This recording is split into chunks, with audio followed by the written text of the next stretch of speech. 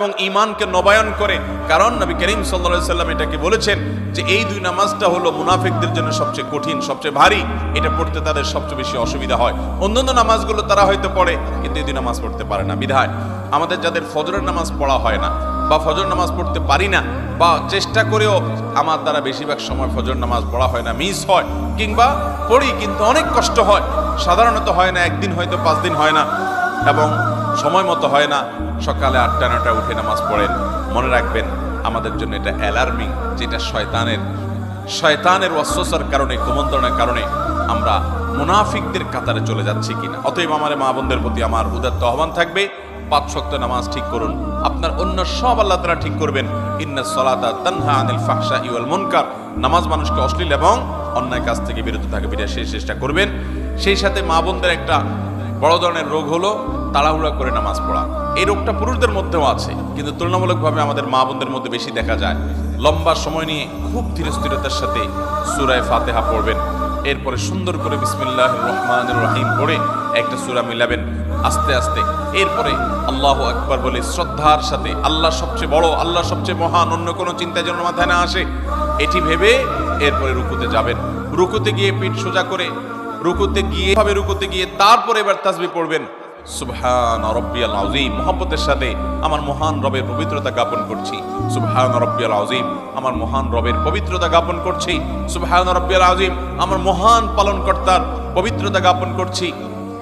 এভাবে আস্তে আস্তে তাসবিহ নিবেদন করে এরপর আস্তে আস্তে আবার রুকু থেকে উঠে সোজা হয়ে দাঁড়াবেন টান টান হয়ে, এরপর আবার আস্তে আস্তে আপনি আল্লাহু আকবার বলে সিজদায় যাবেন। খুব ধীরে ধীরে সিজদায় গিয়ে লম্বা সময় নিয়ে, যত বেশি লম্বা সময় দিতে পারেন তত ভালো, তত বেশি আপনার নামাজ সুন্দর হবে। সুবহান রাব্বিয়াল আলা আস্তে আস্তে পড়েন, তাড়াহুড়া না।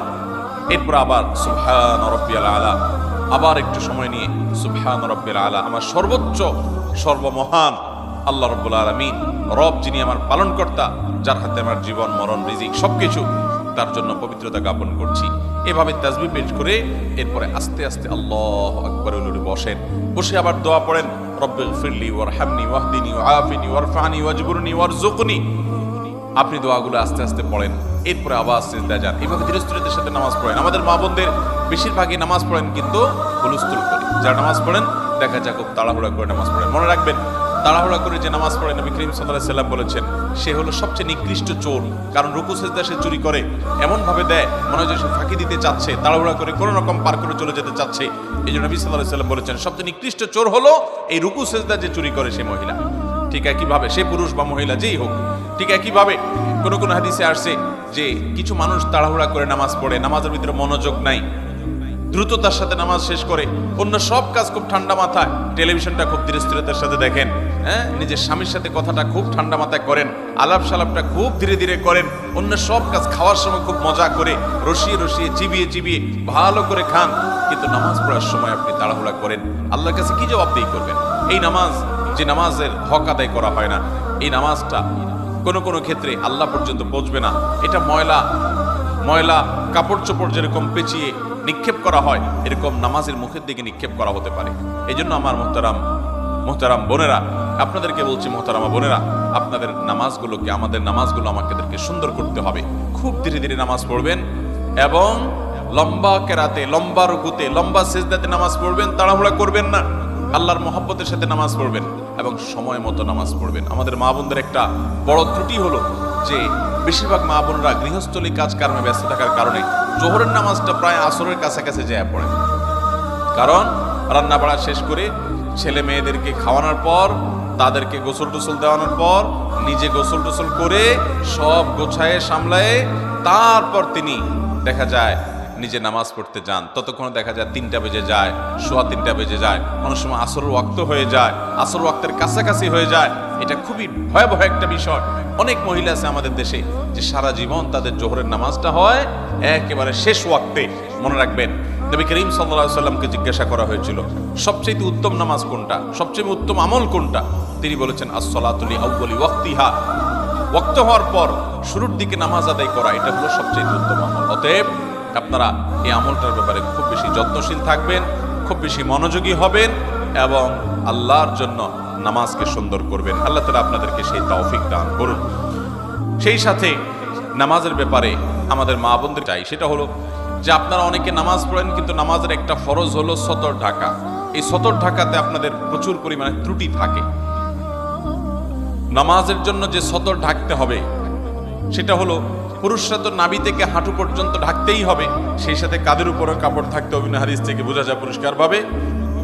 মূল হলো নাভি থেকে হাঁটু, এইটুকু হলো সতর। পাশাপাশি কাঁধের উপর রাখাটা পুরুষদের জন্য আপনার কর্তব্য, কিন্তু মূল সতরের বাইরে। কিন্তু মহিলাদের জন্য সতর হলো একেবারে মাথা থেকে পা পর্যন্ত। নামাজের সময় পুরো শরীর তাদের ঢেকে নামাজ পড়তে হবে, শুধু মুখমণ্ডল চেহারাটা খোলা থাকবে, দুই হাতের কবজি খোলা থাকবে এবং পায়ের পাতার তলার অংশ এটি খোলা থাকবে। এছাড়া পুরো শরীর তাদেরকে ঢেকে রাখতে হবে, এমনকি গলা, পিঠ, বুক এবং কাঁধ এবং হাতের যে গোছা আছে সেটা, কনুই টনুই, এগুলা সব, এমনকি মাথার চুল, এগুলা সবগুলো কিন্তু ঢাকতে হবে। আমাদের অনেক মহিলারা আছেন, অনেক মা বোনরা আছেন, মা চাচিরা আছেন, যারা দেখা যায় এখনো আপনার শাড়ি পরে নামাজ পড়েন, তার উপরে কোনো ওড়না পড়েন না।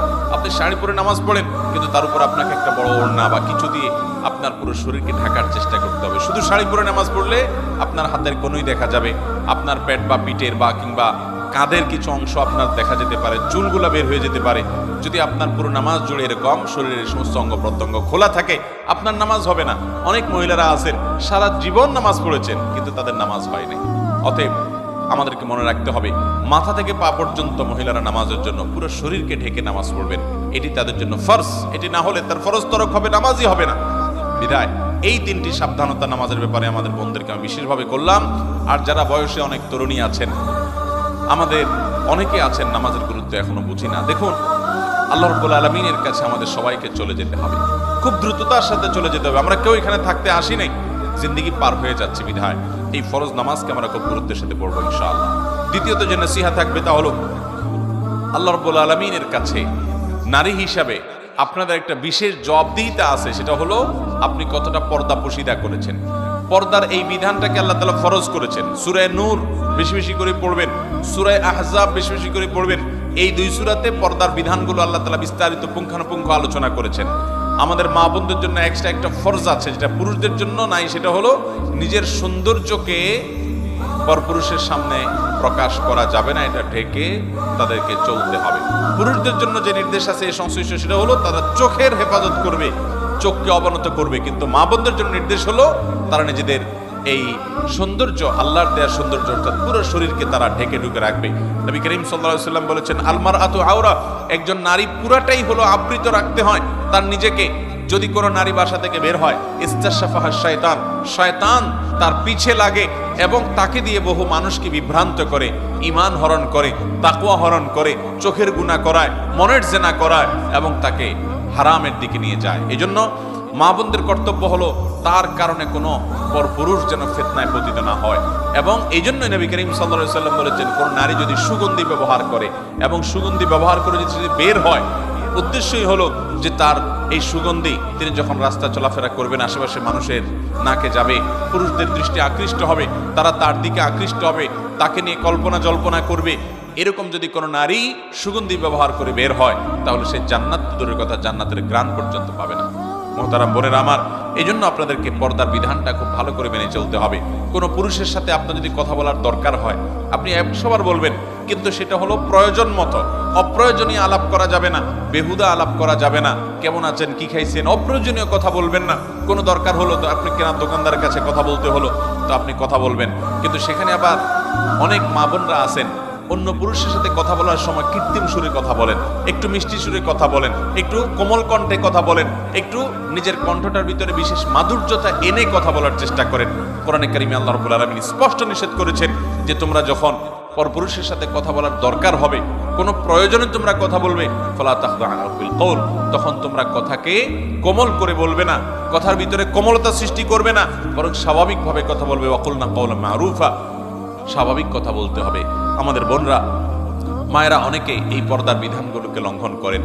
সোশ্যাল মিডিয়াতে অনেক মেয়েরা আছেন, নিজেদের ছবি, উন্মুক্ত ছবি আপনারা তুলে সেটাকে আপলোড করেন, আপনার স্বামীর সাথে ছবি আপলোড করেন, আপনি নিজের ছবি আপলোড করেন, বান্ধবীরা একসাথে হয়ে আপলোড করেন। আপনি আপনি একজন প্রাপ্তবয়স্ক নারী হওয়ার পর আপনি বয়স্ক বা প্রাপ্তবয়স্ক হওয়ার কাছাকাছি পৌঁছে গেছে আপনার মেয়ে, সেই মেয়ের ছবি তুলে আপনি ফেসবুকে আপলোড করলেন, তাহলে সেক্ষেত্রে আপনাদের এই ছবি দেখে যত পুরুষ চোখের জেনায় লিপ্ত হবে তারা সবাই তো তাদের অপরাধ করবেই। আপনারা যারা নিজেদের ছবি আপলোড করেছেন, আপনি শুধুমাত্র এই ছবি আপলোড করে যত মানুষ চোখের জেনা করছে তাদের সবার সমপরিমাণ গুনাহের ভাগীদার আপনাকে হতে হবে।